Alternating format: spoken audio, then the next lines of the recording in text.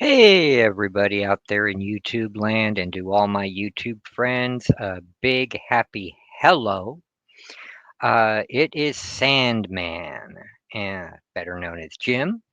And this is an episode that was kind of inspired by a slogan of my friend Aaron, aka Psychotronic Squirt Gun, called Indies from the 80s. And it allows me to focus on one of my favorite independent publishers, which was back in 1987, Ground Zero Comics, which was owned. All the books were written and drawn by one man, and his name was Mike Wolfer. Mike Wolfer spent 2 years at the Joe Kubert School of Illustration. Then in 1987, he formed his own publishing company, Ground Zero Comics, and his first publication was the only independent kaiju book that I know of, and I happen to have all 8 issues of it, I think. Yeah, right here in my hand.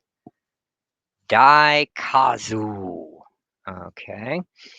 The premise behind Daikazu was if, uh, how do I put it? The Showa era of Godzilla movies, which were the original run of Godzilla movies from 1954 with the first one to 1975, which was Terror of Mechagodzilla, the last one before Toho stopped. Just fun monster goodness.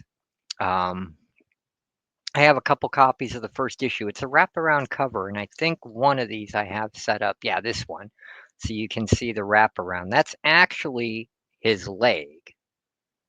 And then you see on the back the rest of the leg and a great background there. And he wrote and he drew it all himself. It came out bi-monthly, once every 2 months. But as you know, with small publishers, especially when you're self-publishing, issues can be late or things can happen. The last issue of the series, it started in 1987, and the last issue, which was issue number 8, published in 1990. Okay. And this is a special printing of Daikazu that you could only get if you bought a role-playing game he made for Giant Monsters, which of course I did because, hey, I love kaiju. And that is Daikaiju, or that's Daikazu right there. Kind of looks like a Godzilla ripoff, but not quite. He has no beam weapons or anything like that. Okay. This is issue 2.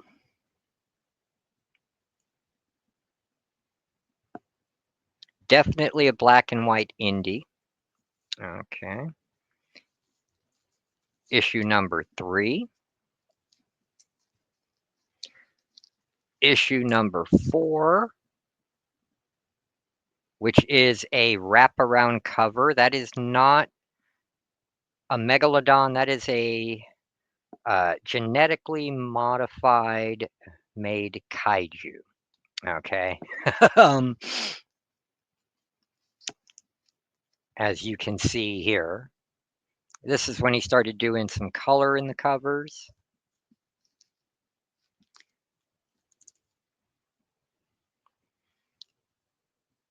That's issues 5 and 6 there. And then, of course, there's a giant robot in there controlled by this girl here. Really cool series. Very cool. And then the last issue was issue 8. And no, Daikazu does not die in this. And he took a hiatus from doing the book for about a year or two. And in 1991, he published a 3-issue miniseries. And I have these signed. That's so I've got a bunch of multiple copies. Daikazu versus Gogron. These are these mech suit guys that are part of a team that travels around following Daikazu on his travels throughout the world, and they stumble across these baby monsters. All right. This one is the signed one by him. And there you can see Gogoran versus Daikazu. She's just trying to protect her babies. And by the third issue, they end up being friends because what he's doing, he knows a massive threat is coming to the world, and he's like one of the protector monsters. This is basically the Godzilla monsterverse that Legendary did, but like 35 years before they even started doing it. So I wonder if they ripped off Mike Wolfer and owe him some money for the idea. And then, yeah, this is my whole set. And I've got two copies of number one. One is signed, and then number two is signed as well. Number three is not. It was a 3-issue miniseries. That's all he did of this monster series. Very cool series. But don't think after that he gave up. No, because when he finished that series in 1992, that's when he got started to get notoriety because he published a book called Widow, which was a horror title with a sexy female who was part spider. She had the legs that came out of her back. And that title ran 14 issues through various miniseries. And he also did stuff for Dark Horse Presents. He did a couple of issues of the Dark Horse Godzilla comic. He worked on Razor at London Night Studios. He did some Lady Death for Chaos Comics, mainly the swimsuit and lingerie issues. And he did some stuff for Visionary Press called Carnal Comics.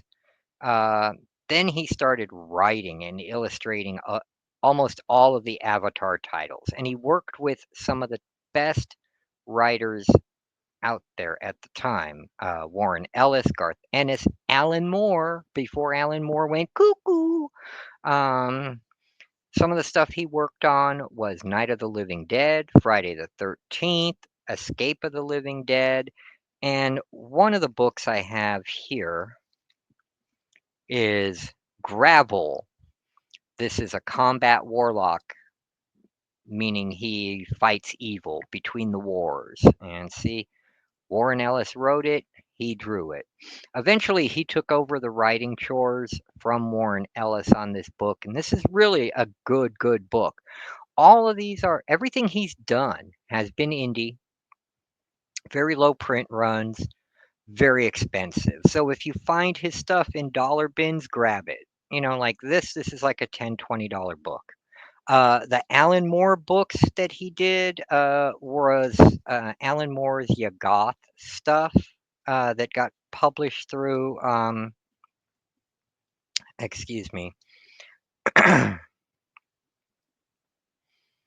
Oh God, what did he get? I think Avatar. Yeah, Avatar. And he even worked with George R.R. Martin to adapt his werewolf epic called The Skin Trade. Okay. And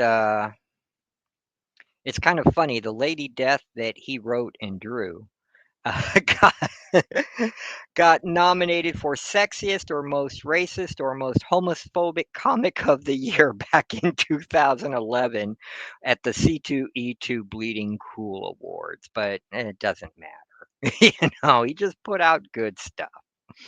But then from 2016 to now, he's been doing work for uh, American mythology comics, the ones that everybody's going crazy with now for the Mark Spears covers on the Night of the Living Dead and whatnot.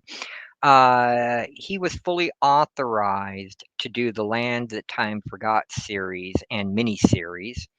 Um, writing and drawing those. Uh, and Wolfer says the publisher, went to him to write it because he's a big fan of the Land That Time Forgot from Edgar Rice Burroughs. I'd love to see him tackle John Carter. That would be really cool. And I do have one of those issues here.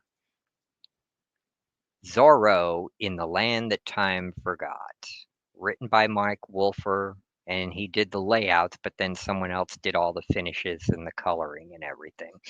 And this is just one of the books he's done for American mythology. This came out 2 years ago, by the way. It's from 2021 or 2022. Can't remember. Um, So he's still going strong at 62 in the comics industry and still staying, you know, independent, not working really for the big two, which I really think is cool. And the Daikazu stuff, it is hard to find because it's limited print runs, but when you do, I really suggest picking it up. If you love the old Marvel monster stuff, if you love Godzilla, it's really good.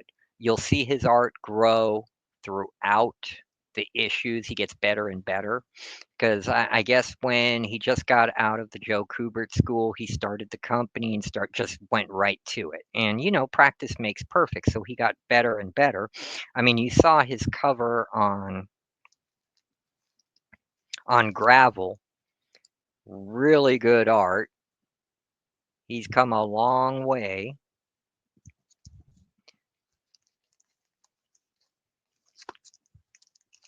from, you know, doing this.